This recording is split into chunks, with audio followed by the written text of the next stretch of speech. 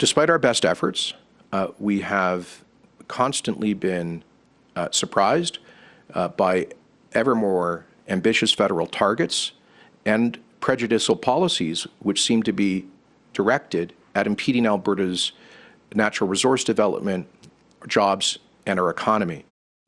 Alberta Premier Jason Kenney on the appointment of former climate activist Stephen Guilbeault as Minister of Environment and Climate Change. And the person who used to do that job, he's now the Minister of Natural Resources.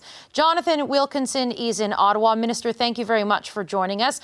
You're transitioning from Minister of the Environment and Climate Change into the job which traditionally has been seen to use to promote natural resource development. How do you kind of square that? Well, I think I've always been, I guess, what folks have described as the business environmentalist, where I recognize and fully accept the science that says that we must dramatically reduce carbon emissions on a pathway to net zero. But I also believe that we need to do that in a manner that's consistent with having a strong economies across this country. And my job now, as of yesterday, is to help to work towards building that strong economy. Do you see it as your role? When we saw the cabinet unveiled yesterday, it's sending signals that Prime Minister Justin Trudeau wants to act faster on bigger picture issues of climate change. And in that bigger picture sort of vision, do you see it as your role to increase the development of Canada's natural resources? So I was pretty significantly involved in developing Canada's strengthened climate plan, and certainly involved in raising the level of our ambition with respect to climate targets, in line with what science tells us we must. I mean, let's be clear. This is a science issue. It's not a political issue. It shouldn't be a partisan issue. It is a science issue. The issue is, how do you do that? How do you actually make the reductions that you need to make in a manner that's going to actually ensure that families have opportunity, that kids will have good jobs going forward? And so for me, I am focused on that. And there are multiple pathways to do that through a whole range of new areas of opportunities like biofuels and hydrogen and carbon capture, in renewable energy. And as I say, I mean, my portfolio now is an economic portfolio. It's focused on actually building that strong economy of the future. You're going to be dealing with leaders in Canada's energy sector. What are you going to say to them if they raise concerns about the Prime Minister's pick for the new environmental minister? Well, I've spoken to a number of them today, and what I heard from them is they want a partner to actually work on this. That they are excited about the opportunities going forward, and clearly they understand that there are challenges, but they want a partner at the federal level, and I think they want a partner at the provincial level that is actually going to work constructively to find pathways to opportunities going forward. I know that you're in your new role for about 24 hours now, but there's an ongoing issue that, given your previous role, you might have some insight on. The governor of Michigan is trying to shut down the Enbridge Line 5 pipeline.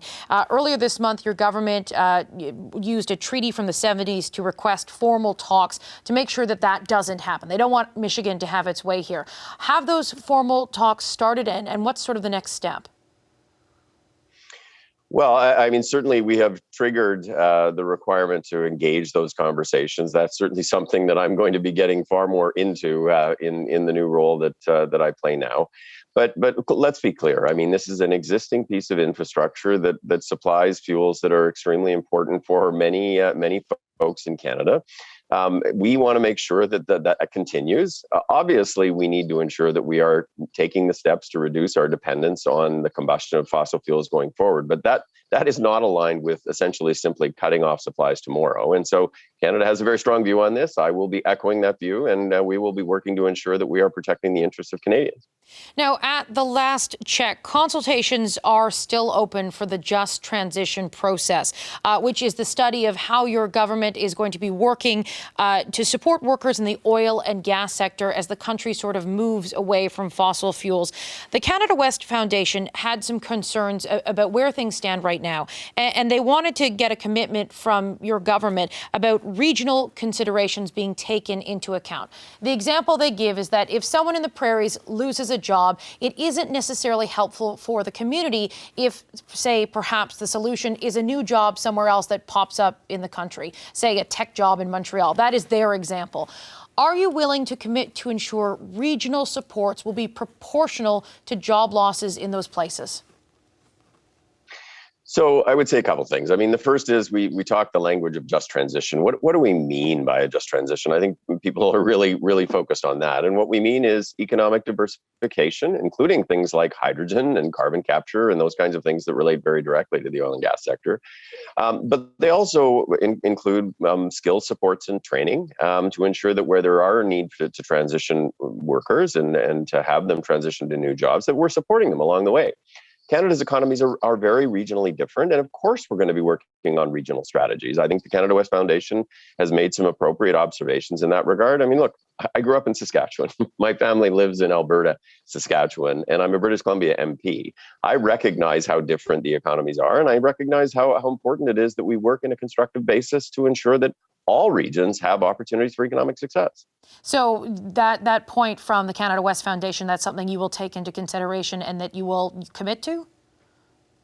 So what I'm committing to is working constructively with regional partners, including provincial governments and municipalities, to make progress with respect to regional economies. I'm not going to commit that certain amounts are going to be proportionally spent in different parts of the country. I think we're going to need to look at where the greatest needs are and where the greatest opportunities are, and actually focus on that. But certainly, the concerns of Alberta, Saskatchewan, Newfoundland, and Labrador are very present on my mind.